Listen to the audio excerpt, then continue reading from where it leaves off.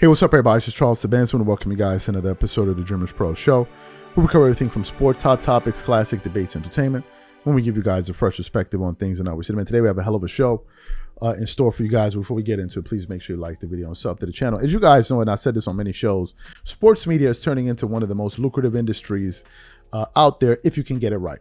It's still a very early industry, and guys are really starting to make the big dollars, have really started making the big dollars in the independent sector over the last 5 to 10 years.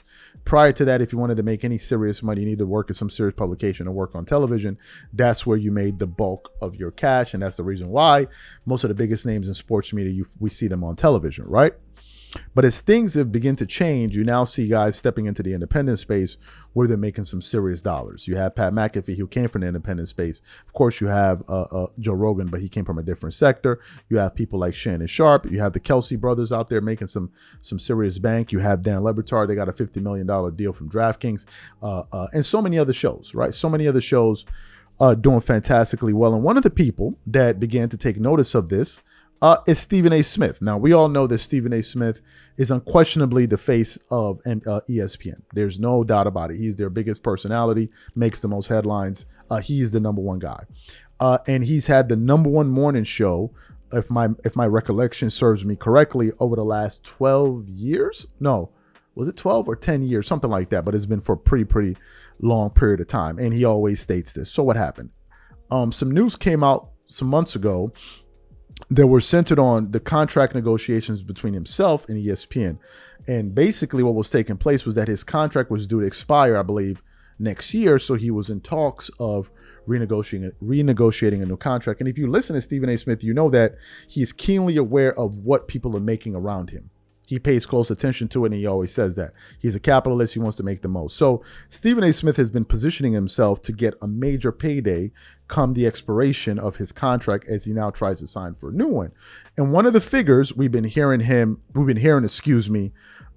he's been going after is that Stephen A. Smith has been clamoring for a contract that would give him over $120 million contract over, over I think 5 or 6 years or something. I believe 5 years. So what happened? This morning I was going through the internet and I came across a clip from Sports on Max featuring Stephen A. Smith, who was talking to Chris Wallace.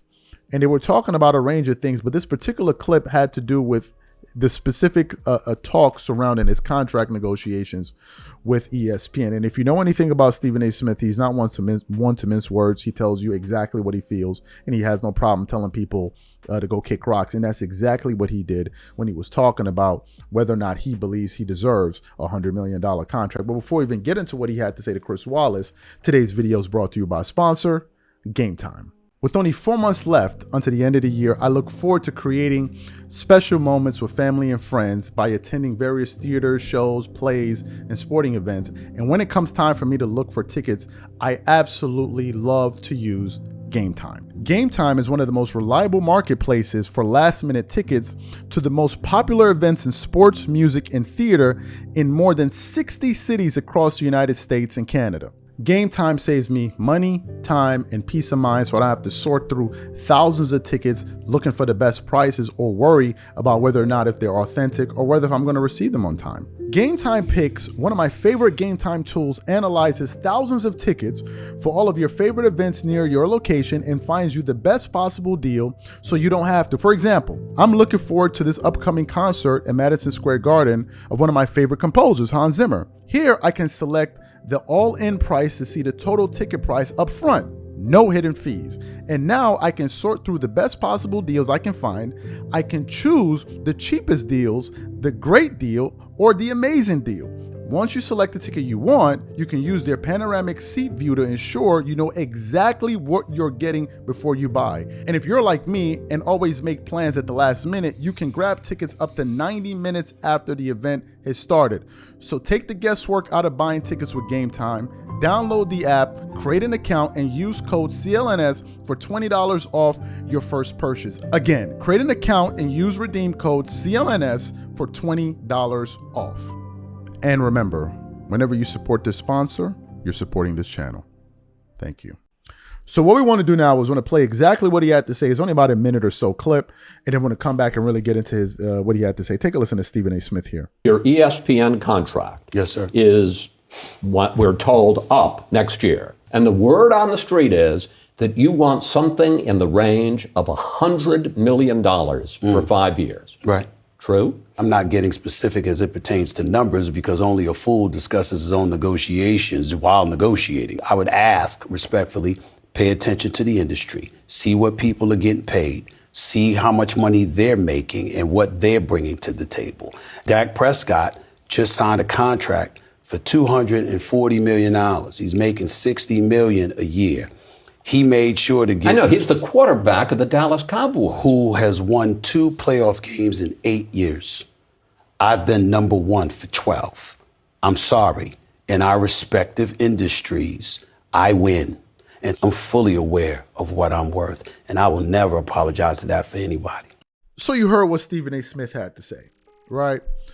You heard what he had to say. Now, some people are a little bit upset that he brought in Dak Prescott to try to draw a contrast by basically saying he doesn't win, I win, and all of that. And then Chris Wallace said, but he's a quarterback, and then he completed the analogy and all that. But some people got upset. He's like, wait, man, you're looking at other people's money. Yeah, Stephen A. Smith does that. All right, he does that. He's, as I said before, he's keenly aware of what people make around him. Now, the question is, should ESPN pay him $100 million? I think that if that's what the market says he deserves, then they should pay him. If the market says he deserves to get paid $150 million, he should make $150 million. It doesn't come down to what I think. It comes down to what the market says he's worth. And if the market says he's worth $100 million, then he should do it. Now, if the market is saying he's worth $80 million and he's negotiating for an additional $20 million, I think he should also do that as well. There's nothing wrong with negotiating. There's nothing wrong with bargaining. I don't have any issue with it. I don't think there's anything wrong with it. I think it's smart.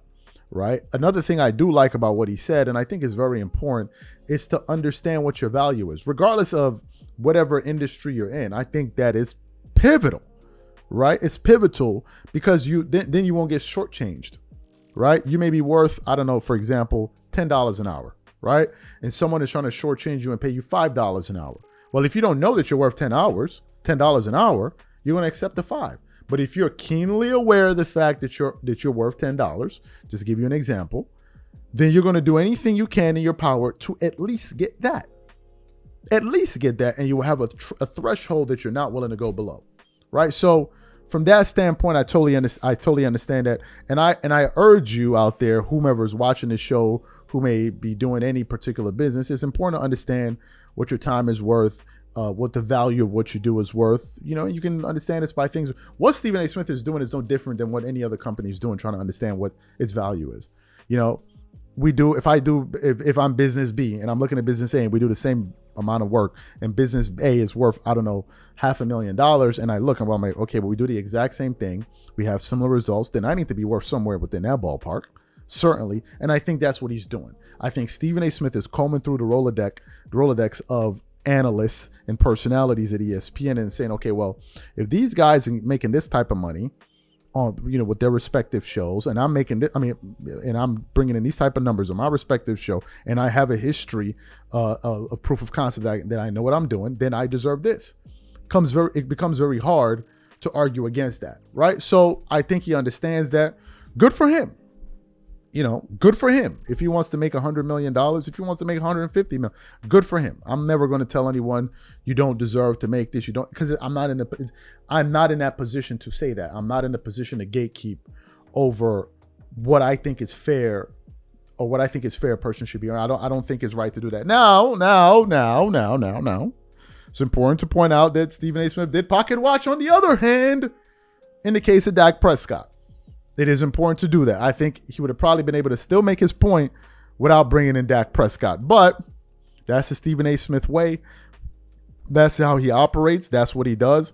And I think that, it's just business as usual. So the question to the audience is simply this. Number one, what do you think about Stephen A. Smith wanting $100 million? Do you think it's justified? And number two, do you think it would be smart for ESPN to pay Stephen A. Smith whatever he wants? Whatever you guys think, please leave your thoughts and comments in the comment section. We catch you on the next show. Peace.